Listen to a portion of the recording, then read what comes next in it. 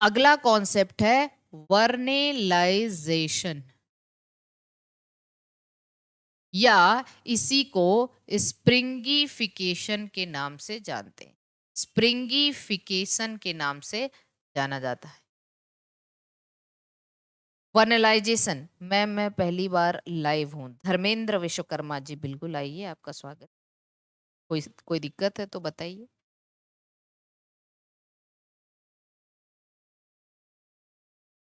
इसको और क्या कहते हैं? इसको यारोवाइजेशन के नाम से भी जानते हैं। यारोवाइजेशन के नाम से भी जानते हैं। ठीक, इसको और क्या कहते हैं? यारोवाइजेशन। देखो, वर्नलाइजेशन या बसंतीकरण इसको हिंदी में कहते हैं। आप क्या कहते हैं? बसंतीकरण कहते हैं। ठीक, तो वर्नलाइजेशन, स्प्रिंगिफिकेशन या यारोवाइजेशन, है ना। अब समझते हैं इसका कॉन्सेप्ट थोड़ा सा कि वर्नलाइजेशन है क्या। सबसे पहली चीज अगर हम बात करें, लो temperature treatment, low temperature treatment, low temperature treatment for flowering, flowering के लिए लो टेम्परेचर ट्रीटमेंट ही क्या कहलाता है? वर्नलाइजेशन कहलाता है। ठीक, लो टेम्परेचर ट्रीटमेंट फॉर फ्लावरिंग, इसी को हम वर्नलाइजेशन कहते हैं। नोट करके एक चीज लिख लेना, हमने आपको बताया था कि कभी आपको लो टेम्परेचर ट्रीटमेंट पूछ दे for seed germination, low temperature treatment पूछ दे फॉर सीड जर्मिनेशन, तो सीड जर्मिनेशन के लिए अगर लो टेम्परेचर ट्रीटमेंट पूछ रहा है तो इसको हम लोग क्या कहते हैं? It is called as stratification. इसको स्ट्रेटिफिकेशन या प्री चिलिंग कहते हैं। तो these terminology should not confused with the vernalization. तो प्री चिलिंग या स्ट्रेटिफिकेशन किसको कहते हैं? ये low temperature treatment for seed germination. अगर लो टेम्परेचर ट्रीटमेंट देके सीड जर्मिनेशन को प्रमोट किया जाता है तो इसको हम लोग स्ट्रेटिफिकेशन या फिर प्री चिलिंग कहते हैं। जबकि लो टेम्परेचर ट्रीटमेंट फॉर फ्लावरिंग है तो इसको हम किसके नाम से जानते हैं? इसको हम लोग जानते हैं स्ट्रेटिफिकेशन। मेरा ही सवाल था शुक्ला शिवांगी, हाँ बिल्कुल, हाँ बिल्कुल आपका सवाल था। उस दिन आपने पूछा था कि मैम इन सब टर्म्स में कंफ्यूजन होता है, तो इसलिए हमने आपको बता दिया। अब इस पे कभी कंफ्यूजन नहीं होगा। ठीक है, क्लियर है। बाकी और भी अभी हम सीड बायोलॉजी में बताएंगे कि जो जब सीड डॉर्मेंसी को ब्रेक करना होता है तो और क्या क्या चीज़ें करनी पड़ती हैं। सीड डॉर्मेंसी ब्रेक करने के लिए बहुत सारी चीज़ें करनी पड़ती हैं। स्ट्रेटिफिकेशन करना पड़ता है, स्कैरिफिकेशन करना पड़ता है। अगर कभी आपसे स्कैरिफिकेशन पूछ रहा है तो वो भी बहुत इंपॉर्टेंट है, उसके बारे में भी बात करेंगे। ठीक, डन है? किसी को कोई समस्या यहाँ तक?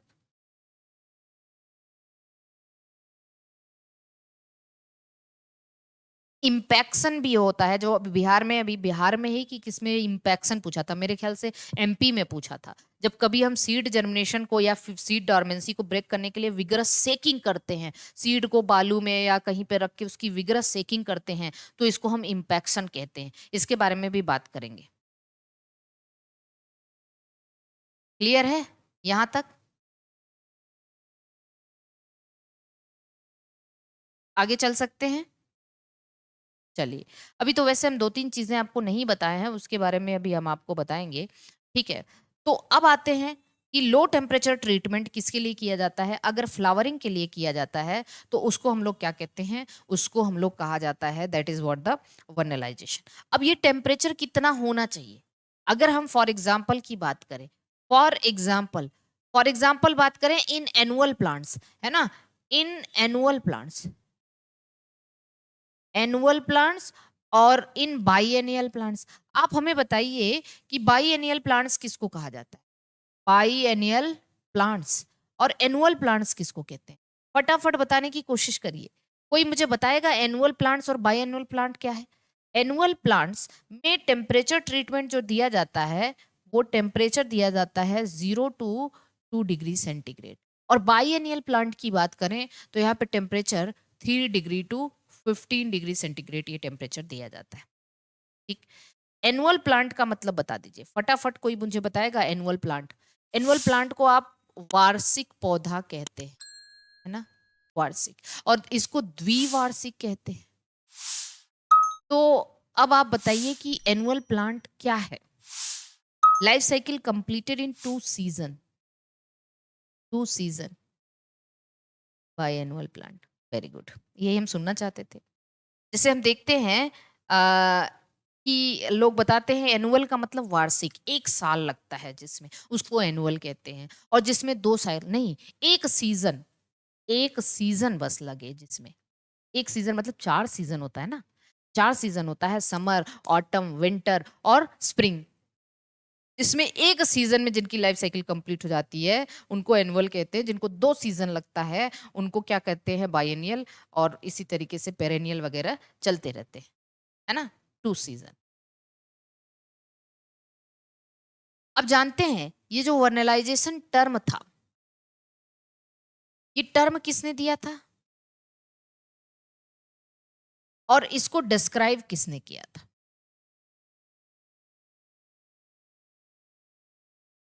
ठीक है, वर्नलाइजेशन टर्म किसने दिया था? तो टर्म दिया था क्लिपार्ट ने। टर्म दिया था शायद लाइसेंको ना, टर्म किसने दिया था? लाइसेंको ने दिया था। टर्म दिया था लाइसेंको ने।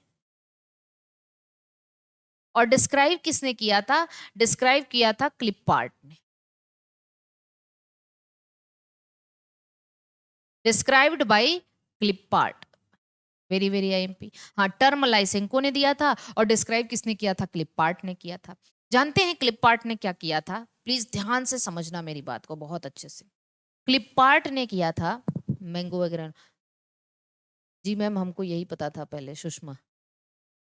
फर्स्ट नोटिस, टर्म दिया था क्लिपार्ट ने, और सॉरी टर्म दिया था लाइसेंको ने, और डिस्क्राइब किया था क्लिपार्ट ने। देखो क्लिपार्ट का जो एक्सपेरिमेंट था वो क्या था? प्लीज थोड़ा सा ध्यान दीजिए यहाँ पे। क्लिपार्ट एक्सपेरिमेंट क्या किया था इन्होंने? इनका एक्सपेरिमेंट था वीट पे। वीट पे इन्होंने, देखिए, वीट की 2 वैरायटी ली। एक लिया विंटर वैरायटी, विंटर वैरायटी, और दूसरा इन्होंने लिया स्प्रिंग वैरायटी, स्प्रिंग वैरायटी। एक लिया विंटर वैरायटी और दूसरा स्प्रिंग वैरायटी। तो वीट की 2 वैरायटी होती है। जानते हैं विंटर वैरायटी को क्या किया जाता है? ये सोन इन ऑटम या विंटर या लास्ट ऑटम, पतझड़ के लास्ट में या विंटर की शुरुआत में, अर्ली विंटर, मतलब लगभग आप नवंबर की बात कर सकते। ठीक, ये बोए जाते हैं। कब बोए जाते हैं? ये नवंबर के आसपास बोए जाते हैं। स्प्रिंग वाले जानते हैं, sown in spring, sown in spring.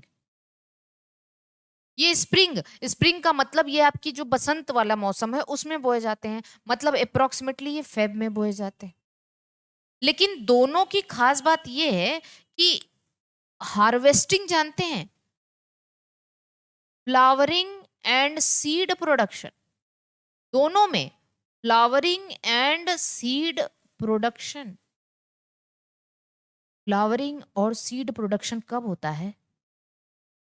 In summer. Summer मतलब जो अप्रैल लास्ट और मई में।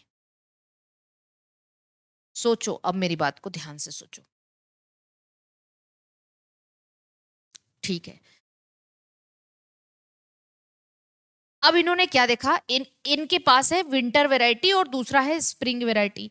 विंटर वैरायटी वाले सीड को कब? ऑटम में या विंटर में बोया जाता है, जमीन में डाला जाता है, और काटा कब जाता है? फ्लावरिंग और सीड प्रोडक्शन समर में होता है। अब कितना टाइम लगा? नवंबर, दिसंबर, जनवरी, फरवरी, मार्च, अप्रैल और मई हो गया लगभग। यहाँ 5 महीने, 6 महीने हो गया लगभग। ठीक, तो 6 महीने ये टाइम लिया। जबकि स्प्रिंग वैरायटी वाला सीड जो है, इसको स्प्रिंग में फरवरी, मार्च, अप्रैल, मई, तो ये लगभग 4 महीने में। तो अब इन्होंने क्या देखा कि भैया अगर हम विंटर वैरायटी वाले सीड को, कुछ टाइम के लिए सोन मतलब जो उगाया बोया जाता है वो SOWN ही होता है, ठीक है, SH नहीं होता है मेरे ख्याल से। अब क्लिपार्ट ने क्या देखा, Klippart found that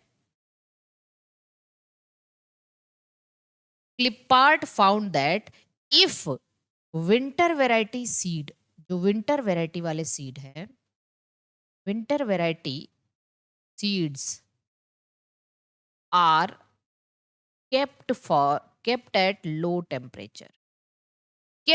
low temperature for few months,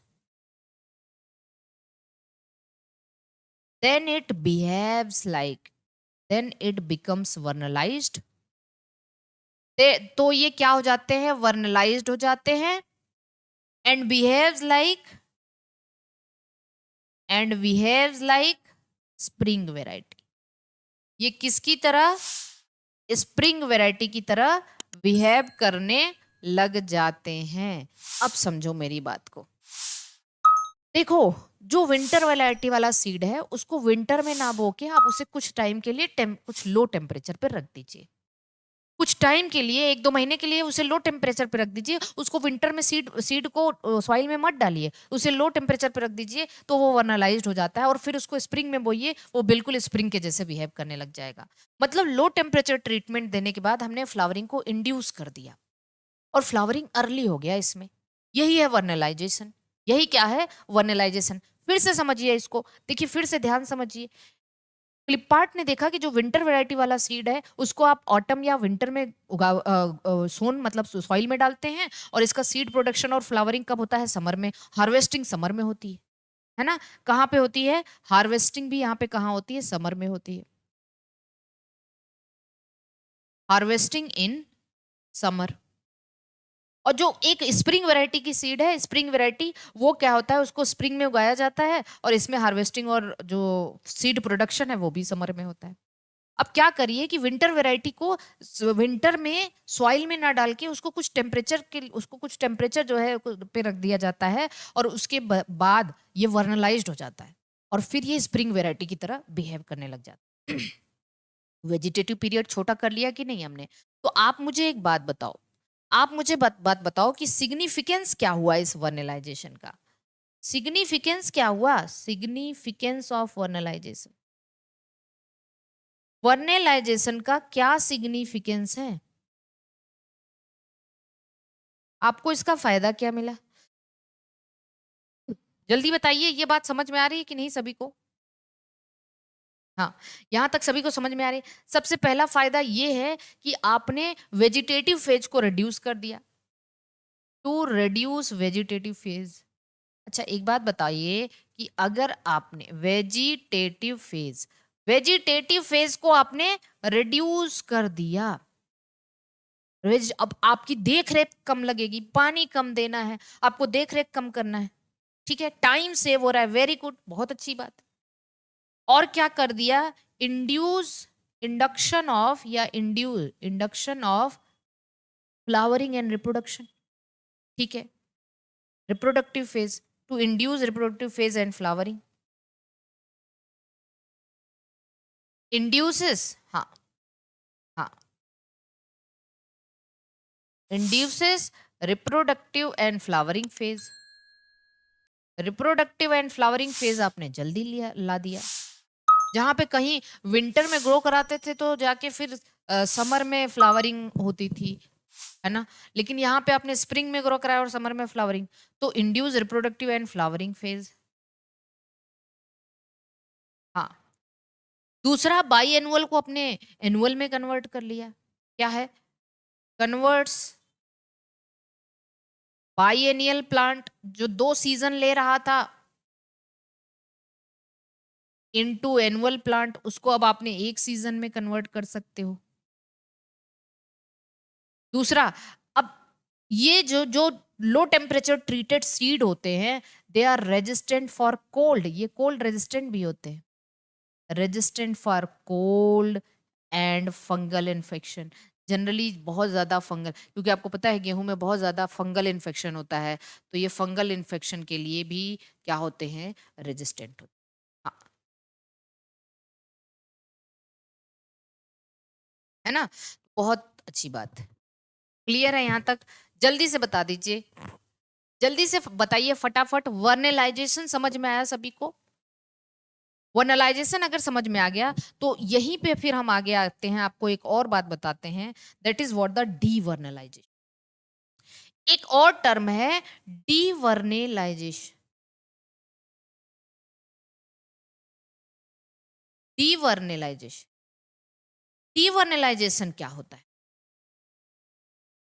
डीवर्नलाइजेशन का मतलब यह है कि अगर आप किसी सीड को वर्नलाइज कर रहे हैं, उसको लो टेम्परेचर ट्रीटमेंट दे रहे हैं, then low temperature treatment should not be followed by high temperature. उसे फिर आप तुरंत हाई टेम्परेचर नहीं दे सकते, नहीं तो ये डीवर्नलाइज्ड होगा, उसका वर्नलाइजेशन वाला इफेक्ट खत्म, है ना। तो लो temperature treatment, if low temperature treatment is followed by, if low temperature treatment, आपने लो टेम्परेचर ट्रीटमेंट दे दिया, जैसे मान लीजिए 0 डिग्री से 2 डिग्री सेंटीग्रेड तक का टेम्परेचर, ठीक, is immediately followed by, immediately followed by, immediately followed by high temperature. High temperature पे उसे धूप में रख दिया है, कहीं भी ऐसे हाई टेम्परेचर पे आपने रख दिया, जैसे more than 37 degree, room temperature से ज्यादा टेम्परेचर पे आपने रख दिया। 30 मतलब रूम टेम्परेचर का बॉडी टेम्परेचर से ज्यादा, ये लगभग 37 डिग्री सेंटीग्रेड से ज्यादा रख दिया आपने। The effect of vernalization, the effect of vernalization, जो वर्नलाइजेशन है विल बी रिवर्स्ड। जो वर्नलाइज्ड हुआ होगा वो इफेक्ट खत्म हो जाएगा, ठीक। दिस इज कॉल्ड एज, इसको क्या कहा जाता है, दिस इज कॉल्ड एज डीवर्नलाइजेशन।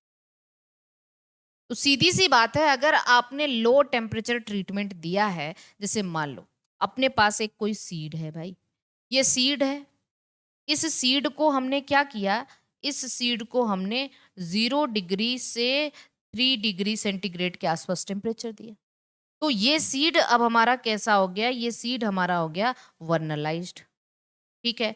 ये वर्नलाइज्ड है और ये बिल्कुल भी अब क्या कर सकता है, ये फ्लावरिंग यहाँ पे इंड्यूस होगी, फ्लावरिंग अब तो करेगा ये। लेकिन अगर इसी को आपने immediately more than 37 degree centigrade temperature से ट्रीट कर दिया, तो ये सीड जो है वो डीवर्नलाइज्ड हो जाएगा, डीवर्नलाइज्ड हो जाएगा। अब ये फ्लावरिंग नहीं कर पाएगा, ये फ्लावरिंग नहीं कर पाएगा, ठीक। लेकिन आप इस ये भी इफेक्ट रिवर्स है, अगर आपने फिर इसको 0 से 3 डिग्री सेंटीग्रेड टेम्परेचर दिया, तो अगेन ये जो है ना रीवर्नलाइज्ड हो जाए, फिर से ये फ्लावरिंग कर। आपने प्लाज्मोलिसिस, डी प्लाज्मोलिसिस पढ़ा था ना, है ना, वैसे ही है ना। पहले आपने हाइपोटोनिक सोल्यूशन में रखा, हाइपरटोनिक में तो प्लाज्मोलिसिस हो गया, फिर आपने हाइपोटोनिक सोल्यूशन में रखा तो डी प्लाज्मोलिसिस हुआ, वैसे ही यहाँ पे फिर ये रीवर्नलाइज्ड हो जाए। रीवर्नलाइज्ड मतलब अगेन ये फ्लावरिंग कर सकते, ये फिर फ्लावरिंग कर सकते, ठीक, ओके।